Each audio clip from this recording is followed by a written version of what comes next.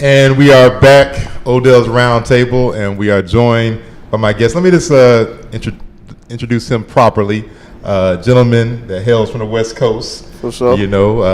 Born in Inglewood, but moved to Oakland, spent most of his time here in Oakland, California. Proud Clark, Atlanta graduate. One who took his degree, went right into journalism head first. I mean, his byline has appeared in publications ranging from Playboy to The Source to XXL to Complex to Slam, Hoop, I mean, many, many more. Former lifestyle editor at XXL magazine and also Pro Day Media. Currently, one of the hosts of Day One Radio, where he gets it in with his partner in crime, Maurice, who's had guests ranging from Killer Mike to Hebrew Brantley, to Jermaine Dupri, many, many more. Also, too, what I like is that he gives a lot of time back to CAU by donating his time and his resources, not just lip service, to the mass comm department there at the CAU, and that's a big thing, providing that outlet. But also, too, he works with different things that provide a fun outlet and something different for Atlanta. When you think about hip-hop trivia, an award-winning hip-hop trivia. Very true. That he's done that. Also playing a part in the Cali Picnic, which is something that I've always had a great time with. And me and him have been seen many a time drinking something from a cup during the Cali Picnic. Also a craft beer enthusiast, someone that I agree with on a lot of social issues and on music. Sometimes certain sports teams we don't agree. Sometimes with that. But without further ado, I want to introduce Branden Peters to the show. What's going on, B? Thanks for having me, man. Hey, man, I'm glad to have you here, brother. It's dope, man. So LSK, man, the lifestyle king. How did you get that moniker? That was actually my former editor, Elliot Wilson. Oh, wow. Called me LSK one day. I was like, what do that stand for? Because my email was the Lifestyle King. Okay. I'm not going to say at whatever, but right. That was one of my email addresses. And he would go, what's up, LSK? I was like, yeah. That kind of sticks. So, Branden LSK became the moniker. Became the moniker. If I did graffiti, that would be hard. You know what I mean? Well, it was dope. It's funny because I think about when I met you, right? And when I met you, it might have been maybe 2000. I was going to say, when did we meet? I don't even remember. I can tell you, it was either like 2012-ish, 2013-ish. It was a A3C because it was a panel that my man Knots and Hip Hop Give Back was putting together. And they were putting a panel together. You were part of it. Was that the one with Killer Mike?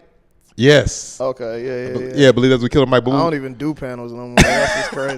What's dope about it, though, and what I liked about it, because I remember I was helping Knots that day, and I was just helping him run around and everything like that. And I was, really kind of still early in the media game. And doing the radio stuff had been pretty solid, but like the media stuff. And I remember helping him, and he was like, yo, I got to get these guests and everything lined up and everything. And so I looked at the roster, and I was like, let me research this. I said, man, this Branden dude. I said, man, he's pretty well traveled, man. I definitely want to meet this brother when I get to the thing. He was like, sure. So when I get to the panel, I remember meeting you, and I was just like, yo, man, I was like, this is dope.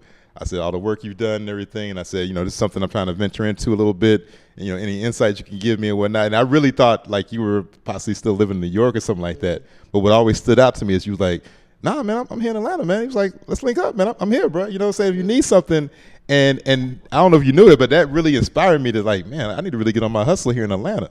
It's crazy, bro, because I never was like really, I don't mean this in an insulting way. I was never like a local journalist. Like I cut my teeth elsewhere, really. Gotcha. Good point. Okay. And so it'll be weird. Like it's a gang of stuff that goes on in Atlanta that I know nothing about because a lot of people don't even know I live here. You know what I mean? If they don't know for the podcast or hip hop trivia or whatever, right. Or I just never got involved with a lot of local stuff. Like there'll be like, say a company does something here regionally and does something in a whole nother state nationally. Right. I never get invited to the regional thing. I'll get invited to something in Mexico or That's California. You know, it's hella I've seen weird. it. I've seen it. It's super weird. But Yeah. that's just how it's always been. I guess that's just the cards I was dealt. Well, no, but like I said, what's dope about that though is because at that time, you know, it helped break my paradigm because I was thinking like,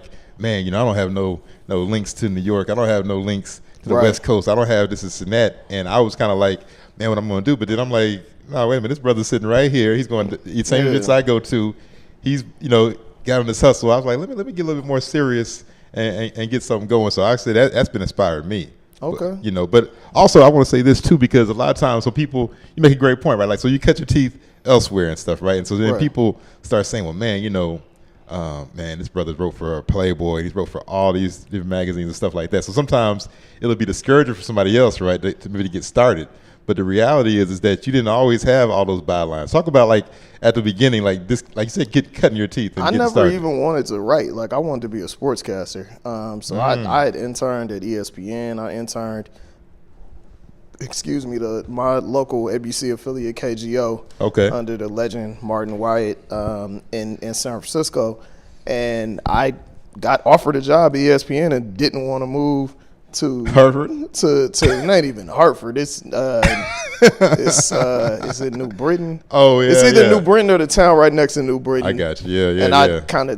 I didn't turn it down. I just said that, you know, after I graduate, I'll make a decision. I just never got back. But I wanted to be a sportscaster at that time.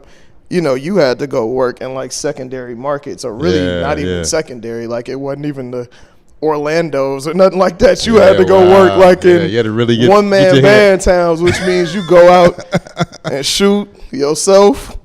You edit. You know what I mean? Yeah, you gotta really- you set the camera up and you come back. You know what I mean? Man. And I wasn't really built for that, so I went behind the scenes and had a couple jobs on TV or whatnot, on, you know, behind the camera or whatnot. And I got burnt out, man. Like I got super burnt out. I ended up getting laid off from a job in like 2001, and Wow. kind of was like, when I do television again, it'll be on my own accord. I ain't really following the rules.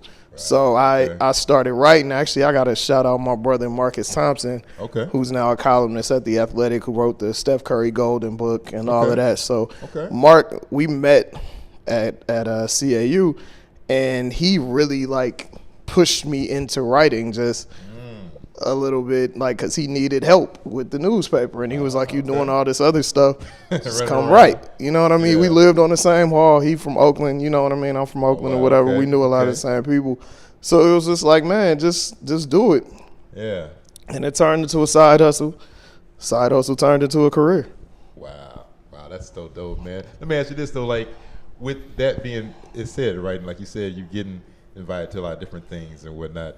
Do you still get a rush or still get excitement by seeing your name in a magazine or a cover story? Or Not really. Or just, I get more of a rush from doing good stories. Like I got a story dropping next week with The Athletic on the NBA's mental health programs and the disparity between the program they have for current players and the programs they have for retired players. Wow. So I'm looking forward to people reading that. Like I'll probably never read the article, Yeah. but I But it gets want a read, yeah. people's reaction, just because I think that means something, because I don't Yeah. think a lot of people really look at the NBA as like as like, what problems would you ever have? Right. You know what I mean? We all got like problems, you making millions of dollars, Man, you getting a hoop for a living, so yeah. it's dope to really delve into some of these stories Yeah. of what some of these athletes deal with, Right. and just the resources that are there for them and the people that are fighting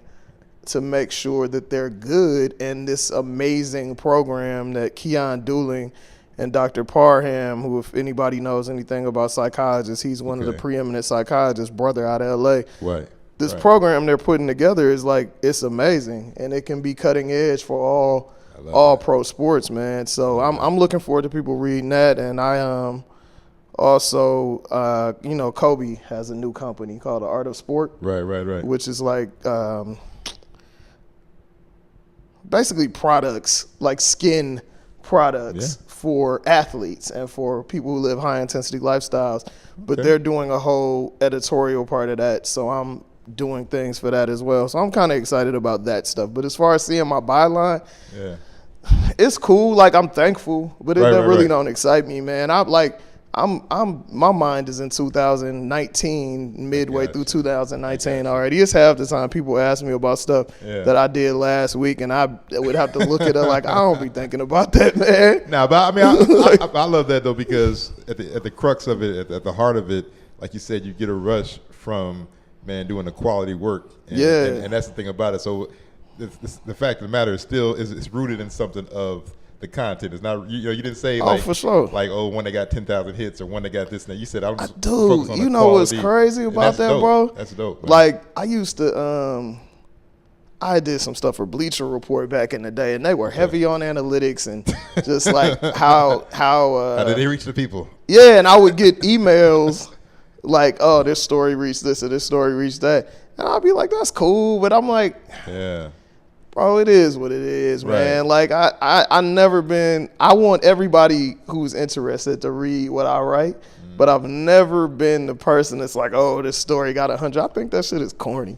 Like, because if you got weak ass stories that get hella hits, so if you can't write, I read stuff all the time. I read something in a major newspaper today that the story was trash, and I'm like, this is whack. Like, it's terrible. It sounds like an intern wrote this. Like, it's funny. No disrespect to interns, listen, but you know what I'm saying. I say the same thing sometimes when it comes to. I mean, I don't try to say that so much about other podcasts or other shows or things like that, because I don't want to come off like you said, like some of that shit be whack. There's a lot of people who don't prepare. A lot of people who don't put something together, who don't put no emphasis into it, and they freestyle, and you're like, But if you dope, even if you freestyle, it can be good. Exactly. You have a pattern. You put those 10,000 hours in. Exactly. You know what I'm saying? So that's really what it boiled down to. Yeah, you put the 10,000 hours in, so there's a comfortableness. So listen, we're gonna take a quick break. We're gonna come back and wrap up some more. I mean, man, like I said, I enjoyed talking with Branden because I told you, we're very similar on some things. So, but I love that, man, the quality of the content. So sit back, relax. You tune in to Odell's Roundtable. We'll be right back.